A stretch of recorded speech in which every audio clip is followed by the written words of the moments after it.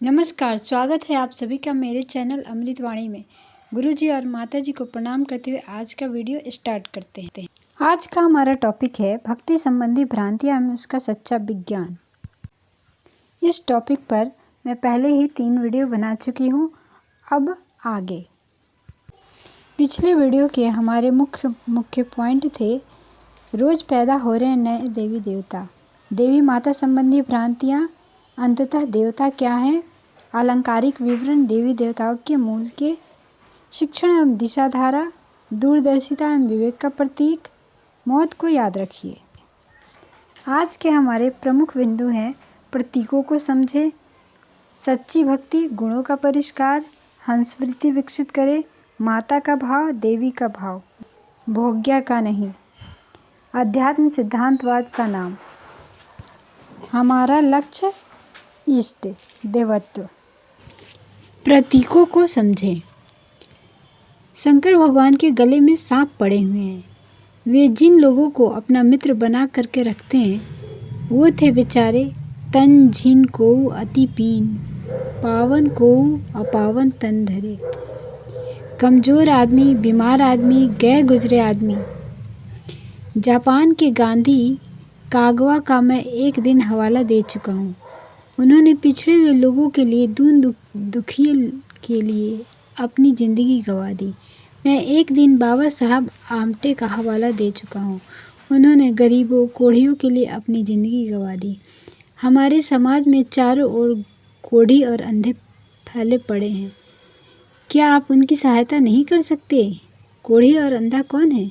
आप और हम और आप नैतिक दृष्टि से कोढ़ी और अंधे ऐसे हैं जिनको अपना भविष्य, अपना व्यक्तित्व, अपना लोक परलोक कुछ भी दिखाई नहीं पड़ता।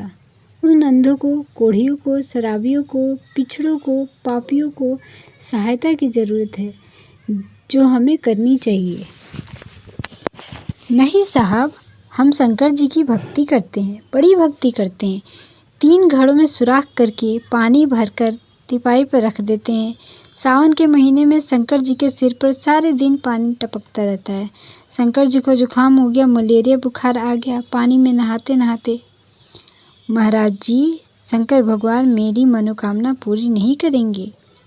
बेटे, तूने महीने भर हो गया शंकर जी को न कुछ तो खाना खिलाई, न दवाई दी, फिर तुम्हारी मनोकामना कैसे पूरी करेंगे?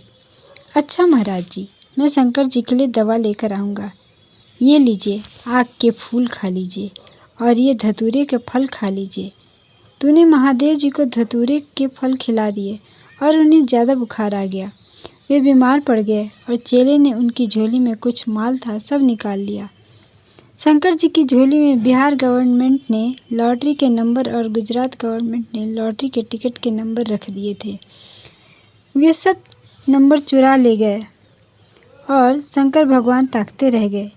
जालिम और जाहिल कहीं का। यही है तेरे शंकर जी की भक्ति? सच्ची भक्ति, गुणों का परिष्कार। मित्रों, इन्हीं बेकार की बातों को, बेवकूफ़ी की बातों को लोग समझते हैं कि हम भगवान की भक्ति करते हैं, पूजा करते हैं। कहाँ है यह भक्ति और पूजा? मित्रों, सच्ची भक्ति, गुणों का परिष्कार। मित्रों, इन्हीं बेकार की बातों को, बेवकूफ़ी की बातों को लोग समझते रहते हैं कि हम भगवान की भक्ति करते हैं, पूजा करते हैं। कहाँ है यह भक्ति और पूजा? मित्रों, भक्ति हो सकती है जिसमें कि हम मोहब्बत, अपने चरित्र और अपने व्यक्तित्व द्वारा समाज को श्रेष्ठ और उपयोगी बनाते हैं। इसमें कम से कम कोई भक्ति नहीं हो सकती और ज़्यादा भक्ति की ज़रूरत नहीं। शंकर जी की उपासना का स्वरूप मैंने बताया। अगर आप उनके भक्त हैं तो उनके गुण, कर्म और स्वभाव का परिष्कार अपने जीवन में समन्वित कीजिए। मशक्क़त कीजिए, अपने आप से लड़ाई कीजिए, अपने आप को तपाइए, भूखा मारिए, अपने आप को अनुशासन में रखिए। ऐसा करेंगे तो मैं आपको शंकर जी का भक्त कह सकता हूँ। मित्रों, गायत्री माता की जो मूर्ति है उसके सामने हम और आप रोज़ जप करते हैं। आप उसके कलेवर को तो समझते हैं पर प्राणों को नहीं समझते। गायत्री माता का प्राण, वह मानवता की देवी, आदर्शों की देवी, सिद्धांतों की देवी, शालीनता, उत्कृष्टता, आदर्शवादिता की विवेकशीलता की देवी है। धियो यो नः प्रचोदयात्, यह देवी है, आप इसकी उपासना कीजिए। नहीं महाराज जी, हम तो हंस पर बैठी देवी की उपासना करते हैं। चलिए, मैं आपसे कहना चाहूँगा कि यह भी अलंकार है। हंस जैसी जिंदगी बनाइए, नीर और क्षीर का विवेक करना सीखिए, उचित और अनुचित का फर्क करना सीखिए। मोती खाइए और कीड़े खाने से इनकार कर दीजिए। तालाबों में जो हंस पाया जाता है वह कीड़े तो खाता है, मोती कहाँ मिलते हैं बेचारे को। नीर क्षीर का विवेक करना कहाँ आता है, यह तो पानी पीता है, न बेचारे को दूध मिलता है, न नीर क्षीर विवेक करता है। गायत्री माता का हंस ऐसा होना चाहिए जैसा एक विवेकशील मनुष्य होता है, जो उचित और अनुचित का यह करने लायक है, यह करने लायक नहीं, यह करूँगा, यह नहीं करूँगा, इधर चलूँगा, उधर नहीं चलूँगा, 24 घंटे यह फर्क करता रहे, उस आदमी का नाम है हंस। अगर आप हंस का जीवन जिए तो मैं आपसे वादा करता हूँ कि गायत्री माता की शक्ति अनायास ही आपके ऊपर आ जाएगी और सवारी करेगी। हंस वृत्ति विकसित करें। हंस को गायत्री माता कंधे पर रखकर चलती हैं या हंस गायत्री माता को कंधे पर रखकर चलता है? बताइए जरा। हंस गायत्री माता को कंधे पर रखकर चलता है। आप अगर हंस हैं तो गायत्री माता को कंधे पर बिठाकर चाहे जहां लेकर जा सकते हैं। कैसे? जैसे अभी युगांडा में हवाई जहाज पकड़ ले गए थे। कौन? छापामार। आप छापामार के तरीके से गायत्री माता को कंधे पर बिठाइए। चलिए चलिए हमारे घर। नहीं बेटे, हम तो स्वर्गलोक नहीं जाना चाहते। नहीं, आप स्वर्गलोक नहीं जा सकती, हमारे साथ चलिए। हंस जहाँ चलेगा वहीं गायत्री माता को चलना पड़ेगा। अगर आप हंस हैं तो गायत्री माता को मजबूर कर सकते हैं। माता का भाव देवी का भाव, भोग्या का नहीं। गायत्री माता क्या है? गायत्री माता बेटे उन सिद्धांतों का, आदर्शों का नाम है जिनसे हमारी आंखें और हमारा दिमाग ठीक हो जाता है। हमने आपको जवान नारी का एक फ़ोटो छाप कर दिया है। जवान नारी की मंदिर में स्थापना की हुई है। हमने आपसे यह कहा है कि इसको माता कहिए, नारी मात्र को माता मान कर चलिए। अर्थात जहाँ भी आपको श्रेष्ठता दिखाई पड़े मनुष्य के भीतर जो शैतान चमचमा रहा है उसे मत देखिए। हमने यह कहा था और गायत्री माता उसी सौंदर्य का प्रतीक है, ताकि आप जवान महिला को माता के रूप में देखना शुरू करें। गंधारी के तरीके से आँखों में वह ताकत पैदा करें जिससे पट्टी खोलकर जिसको भी आप देखें तो वज्र का होता चला जाए। आप नारी को शिवाजी के तरीके से देखें। एक मुसलमान महिला को देखकर उन्होंने कहा कि काश इतनी खूबसूरत अगर हमारी माँ होती तो हम कितने खूबसूरत होते।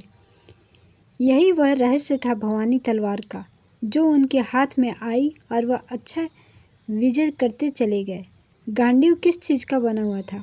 गांडीव बेटे बांस का बना हुआ था।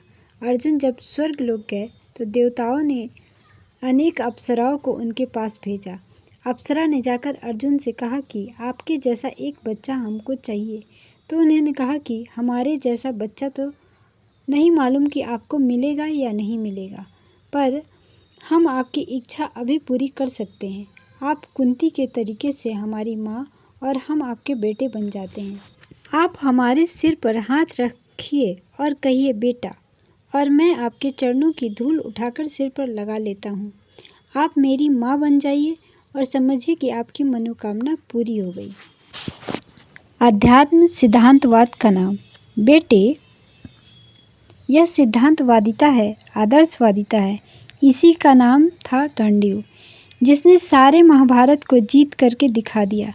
लड़ाई हथियारों से नहीं होती, कलाई से होती है। बंदूक काम नहीं करती, काम करती हैं कलाइयाँ और ताकत। ताकत तो क्या काम करेगी, असली काम करेगी आदमी की हिम्मत। आदमी की जो हिम्मत है उसे आत्मबल कहते हैं।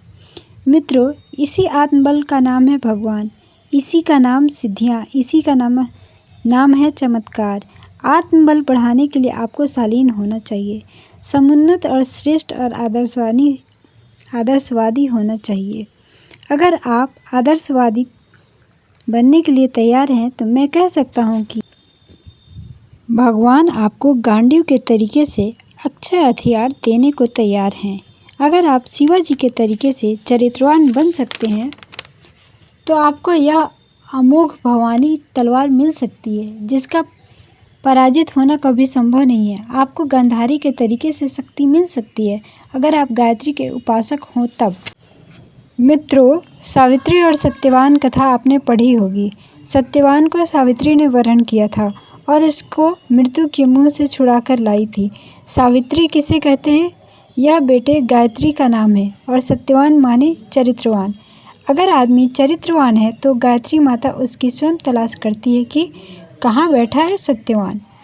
वह सारी दुनिया में चक्कर लगाती है सत्यवान को ढूंढने के लिए।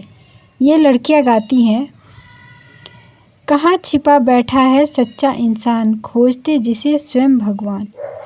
वह इंसान कहाँ छिपा बैठा है जिसको कि भगवान की तलाश है। भगवान इंसान को तलाशता है, इंसान को भगवान को तलाशने की कोई ज़रूरत नहीं है। भगवान तलाशता है अगर इंसान के भीतर इंसानियत हो तब। हमने इंसानियत तो गंवा दी और भगवान के लिए खुशामद करते हैं। सड़े हुए आदमी, गले हुए आदमी, निकम्मे आदमी, चोर आदमी कहाँ जाएंगे? भगवान के यहाँ। मित्रों, सफाई की ज़रूरत है और यही है आध्यात्मिकता का उद्देश्य। हमारा लक्ष्य इष्ट देवत्व। देवताओं की स्थापना का मतलब यही है कि हम अपने जीवन में देवत्व का समाविष्ट करें। देवत्व हमारा लक्ष्य हो, देवत्व हमारा इष्ट हो। हम देवताओं की लाइन में खड़े हों, देवताओं की पंक्तियों में अपना नाम लिखवाने की कोशिश करें। आज तो हमने राक्षसों की लाइन में अपना नाम लिखा रखा है। हमारा विचार, हमारे कर्म, हमारी इच्छाएं, हमारी कामनाएं, हमारी भावनाएं, हमारे अभ्यास, हमारी आदतें सब के सब ऐसी निकम्मी बनी पड़ी हैं कि हमें देखकर कोई आदमी नफरत ही कर सकता है। ऐसी स्थिति में अगर भगवान के दरबार में जाए तो सिवाय घृणा के और क्या मिल सकता है हमको? मित्रों, अगर आपको आध्यात्मिकता से लाभ उठाने हो तो आपको देवताओं का स्वरूप धारण करना पड़ेगा। देवताओं को प्रसन्न करने के बारे में जो प्रक्रिया है वह आपको समझना पड़ेगा।